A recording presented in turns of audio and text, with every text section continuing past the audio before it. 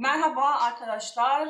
Bir süredir Kur'an öğrenmeye çalışıyorum ve bu konu hakkında video yapmak istedim. Bu da bu serinin ilk videosu olsun. Bir süredir Arapça öğrenmek istiyordum, Kur'an Arapçası, ama İngilizceyi bir halledeyim biraz daha böyle üst seviyeye geleyim. Ondan sonra Arapçayı öğrenirim diyordum. Bir gün de bir arkadaşım bana yazımdan karakter analizi yaptı ve dedi ki, yani ben çok okumama ve aklımı da çok kullanmama rağmen bana dedi ki okumuyorsun dedi, işte aklını kullanmıyorsun dedi. Ben de dedim ki nasıl olur ya falan, hani doğru mu? Doğru baktığına emin misin? Ben çok okuyan bir insanım, çok aklını kullanan bir insanım dedim. Çok şeyim yani gerçekten. Öyle dedim. Dedik acaba hani yazı çizgili olduğu için, çizgili kağıtta yazıldığı için mi acaba böyle oldu falan dedik, ama sonradan ben dedim ki ben çok Kur'an yeteri kadar okumadım. Birçok kitap okudum ama Kur'an'ı yeteri kadar okumadım. Aklımı da o şekilde kullanmadım. Bence bunu söylüyor olabilir dedim. Ve şöyle arkadaşlar, ben sezgileri kuvvetli bir insanım. Yalova'ya geldiğimde şöyle bir şey yaşadım. Üzerinde İkra yazan, kocaman İkra yazan kocaman bir tır karşıma çıkıp duruyor ve değişik bir şekilde yani bir çekim hissiyatı oluşuyordu. Ben dedim ki evet, benim artık gerçekten okumam lazım. Kur'an okumam lazım. İkra, hani ilk gelen ayet ya, oku Allah'ın adıyla oku falan diye. Ayrıca o tırı bir dönem gördüm ve ondan sonra hiç görmedim. Ve benim Şubat'ta da bir kapanma konusu gündemime geldi. Kapanmanın gerekli olduğunu düşünüyorum aslında. Fakat ben o zaman bir istihareye yattım. Bazı durumlardan dolayı kesin kapanayım mı kapanmayayım mı diye karar veremediğim için. Ama yaptığım istiharede iyi hissetmediğim için kapanmamaya karar verdim. Tabii kıyafet tercihlerimi de yine daha kapalı yapmaya çalışıyorum elimden geldiğince. Ve o kapanma düşüncesinde olduğu zamanlarda bir de Arap harflerine ciddi bir çekim hissetmeye başladım. Özellikle nun harfine. Hala bir çekim var nun harfine karşı. Özellikle Kalem suresini dinlerken zaten başında nun diye böyle şey başlıyor. Orası çok çekiyor beni. Orada bir şey var. Yani bir şey seni çekiyorsa orada bir şey vardır. Ona bir gitmen lazım üzerine. Ben de şu an öyle yapıyorum. Bu arada şunu da söyleyeyim arkadaşlar. Ben bir dönem ateist de olmuş bir insanım, deist de olmuş, agnostik de olmuş bir insanım. Zaten birçok bu aşamadan geçilir. İşte deistlik, agnostiklik, ateistlik, farklı dereceler. Ben hayatımın bir dönemini o şekilde yaşadım ve şimdi bu seviyedeyim, bu haldeyim. İyi ki de diyorum ki benden inancımı bir zaman almış ki şu an daha kıymetini biliyorum. Daha farklı bakıyorum. Onların baktığı pencereden de bakıyorum şu anda. İyi ki almış benden alacağım zamanında.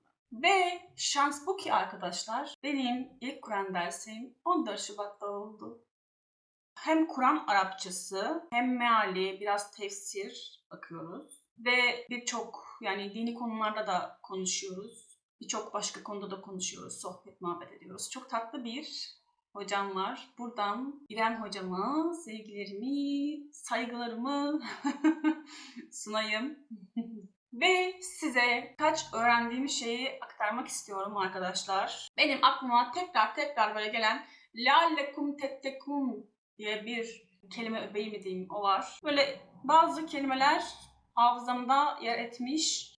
لَعَلَّكُمْ تَتَّقُونَ diyor ki umulur ki korunursunuz diyor arkadaşlar. Umulur ki korunursunuz. Şey var bir de ele hadi oradan. Bunu hocamızla çok böyle şey konuşmuştuk. Hoşuna gidiyordu onun. Sonra sumyun, bukmun, umyun vardı. Kör, sağır ve dilsiz. İnne şüphesiz. Çok fazla yere geçer. İnne, bunu öğrenmem zaten benim için çok önemli.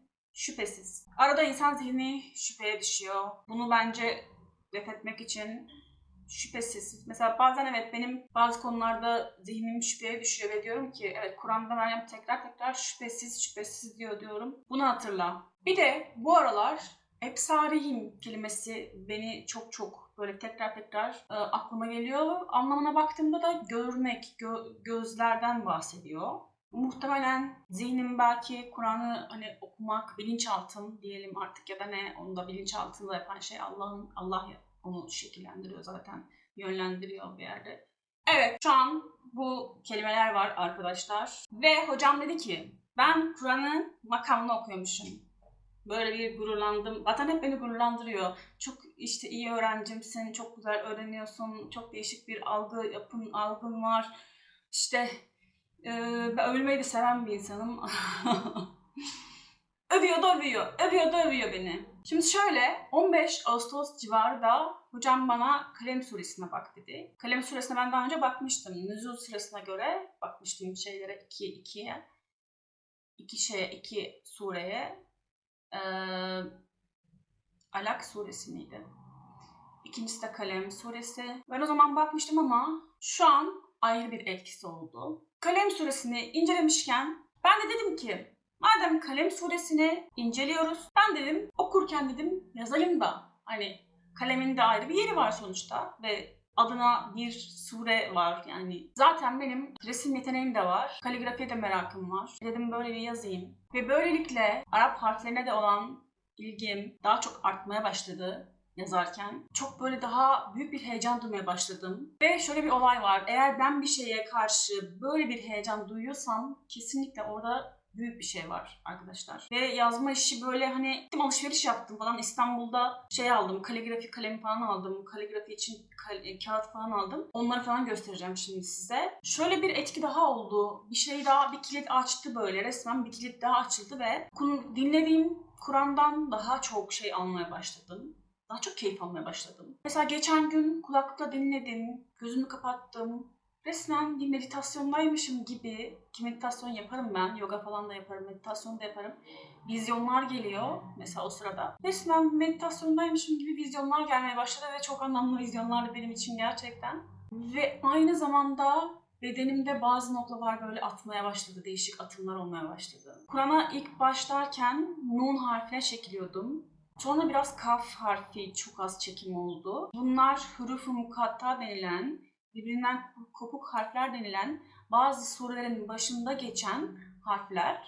Normalde kimisi diyor ki işte Allah'la peygamber arasında hani bilinmez, ne olduğu bilinmez deniyor ama bana göre şöyle bir şey var. Eğer Allah'la peygamber arasında kalacaksa, onlar arasında bir sırsa neden Kur'an'da var? Neden biz onu okuyoruz? Bu biraz daha işin çözülmesi gereken bir şey var orada. Yani daha özel bir yer. Ben Nun'dan bir çekim yaşadım. Nun da Huruf-u Mukatta'nın ilk harfi arkadaşlar. Çekiliyorum bir yerlere ama hadi bakalım hayırlısı. Allah hakkımızda hayırlı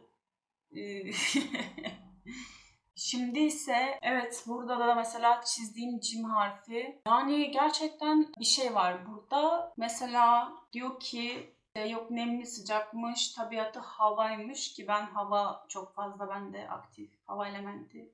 Menzili ise Süreyya'dır diyor, gök diyordu. Benim aklım ya. Aklım bir karış havada diyebiliriz yani. Diyor ki mesela ruhaniyeti ise ileri gelen insanların arasında olmak, büyük insanların, dünya erbabının ve kalem ehillerinin arasına girmek için kullanılır. Süreyya ne demekmiş? Gök, erişilmesi güç bir yerde bulunmak. Bilmiyorum bana çok çekiyor bu harf beni. Hadi hayırlısı. Ve sezgilerim çok yoğun bir şekilde Kur'an Arap harflerinin böyle bir sırlı olduğu, okuyunca hani gerçekten farklı etkilerin olacağı, farklı bir frekansının olduğunu bana sezgilerim şu an o yönde etki ediyor. Zaten hani bunu birçok Kur'an okuyan kişi bir şekilde biliyor ama bilmeyen bir sürü insan var. Açılıyor ya. Böyle oyunun kilitleri var. Hayat böyle bir oyun gibi ve o oyunun kilitleri açılıyor ve ben bu Kur'an kısmına girdiğimden beri de Kur'an'da da değişik değişik kilitler açılıyor. Hayatta da değişik değişik kilitler açılıyor. Bilmiyorum. Ben bu olayla devam ettireceğim. Kur'an'la ilgili ve videolarımı da devam ettireceğim arkadaşlar. Ve şimdi size çizdiğim şeyleri göstereyim. Aldığım şeyleri göstereyim. Yorumlara da lütfen önerileriniz varsa yazarsanız sevinirim. Mesela güzel Kur'an okuduğunu düşündüğünüz, bak bunu dinle, bu çok güzel sesi var, çok güzel işte okuyor falan dediğiniz varsa yazabilirsiniz. Öyle önerileri açığım çünkü keşfetmeye çalışıyorum. Nasıl hani bir liste yaparız, Spotify listesi vesaire. Sevdiğimiz sanatçılarla ilgili ben de öyle bir liste oluşturmaya çalışıyorum şu anda. Bu videonun altına yorum falan yaparsanız sevinirim. Evet, bunlar benim şu an ilk çizdiğim harfler arkadaşlar. En son bunu çizdim. Böyle pembe renkte çizesim geldi. Bu ha. Genizden olan ha harf. Bu harf de çekildim. Bu da ilginç. Bunlar azap harfleriymiş galiba. Ben bunları çekiliyorum. Niye çekiliyorum bilmiyorum ama bunları çekiliyorum. Azap değildir inşallah. Böyle bir defter aldım. Kağıtları çok kalın. Bundan bir tane daha var. Çantama koyup istediğim yerde çizim yapacağım ki geçen şunları, şuradaki gösterdiklerimi cim harfi ve Z harfini feribotta çizmiştim. Feribotta yolculuk çok zaten seviyorum. Orada bu aktiviteyi yapmak çok hoşuma gitti. Böyle full odaklandım yani. Burada da bizim kaligrafi kalemlerimiz var. Daha başka da almıştım. Yine bir defter. Buraya da bakın kaf harfini çizmeye çalışmışım. Olmuş olmamış işte olduğu kadar. Bunu daha açmamışım. Açalım. Evet arkadaşlar. Bu arada hiçbiri reklam değil arkadaşlar bunların. Hiçbiri. Hepsini ben kendi paramla aldım. Bunu söylemeyi unutuyordum. Bir de tekli parlak kaligrafi kağıtlarından aldım. Daha parlak böyle şey değil. Mat değil. Evet gelelim aldığım iki gölgeli Kur'an-ı Kerim. Böyle hafif çizik bir Kur'an sayfaları var. Ve sen üstünden çiziyorsun. Bunu böyle öğrenip. Bundan aldım. Bir de şöyle kırık meali olan işte hem Türkçe hem Arapçası hem Türkçesi hem kırık meali olan ve yan tarafta da çevirisi olan her şeyin bir arada bulunduğu işte QR kod da var. Bu da çok hoşuma gitti. Böyle öğreneceğiz. Hac suresini açmışım. İnşallah bir gün hacca da giderim. Onun için de kendime bir manifest yaptığım defterim. Bu benim Kur'an defterim arkadaşlar. Bakın burada da bir tane hatta resim koymuştum. Burada da hac görseli var. Son olarak da bu da benim hocamın, Kur'an hocamın bana hediye ettiği Kur'an-ı Kerim. Buradan çalışıyorum arkadaşlar. Kendisine teşekkür ediyorum bu hediyesi için. Evet arkadaşlar, benim videom bu kadardı. Devamı gelecek. Umarım beğenmişsinizdir. Yorumlarınızı bekliyorum. Abone olun lütfen. Görüşmek üzere.